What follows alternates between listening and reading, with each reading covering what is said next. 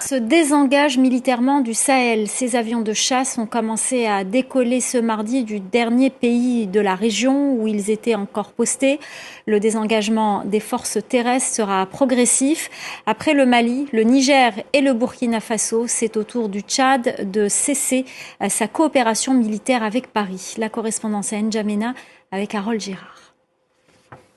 Pas de calendrier de désengagement, pas de communication très détaillée côté tchadien et presque pas de communication du tout du côté français. Mais ce désengagement, il s'est accéléré, il s'accélère encore au moment où l'on parle. C'était en réalité la première revendication des manifestants que nous avions pu rencontrer en fin de semaine dernière. Ceux-là même qui étaient sortis dans les rues de N'Djamena pour soutenir cette initiative du gouvernement de demander le départ de l'armée française du territoire tchadien. Ils craignaient qu'il y ait une sorte d'effet d'annonce. Et puis, après ça, un départ ralenti, au ralenti en tout cas, de l'armée française du Tchad, ou pire encore que cette annonce du gouvernement tchadien ne provoque des tensions diplomatiques avec le gouvernement français et que de ce fait, le départ des forces françaises du Tchad soit ralenti. Mais il n'en est rien. On sent bien ici, c'est encore plus clair aujourd'hui, que les autorités françaises souhaitent s'éloigner le plus possible d'un scénario qui serait similaire à celui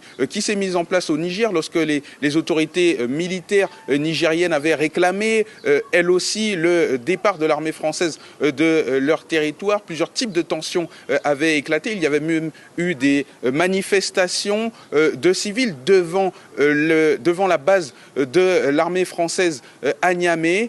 Ici, au Tchad, on sent que ce soit du côté français, que ce soit du côté tchadien, eh bien, les deux gouvernements tentent une approche différente, peut-être plus délicate, et on saura bientôt si c'est une approche qui sera plus prolifique.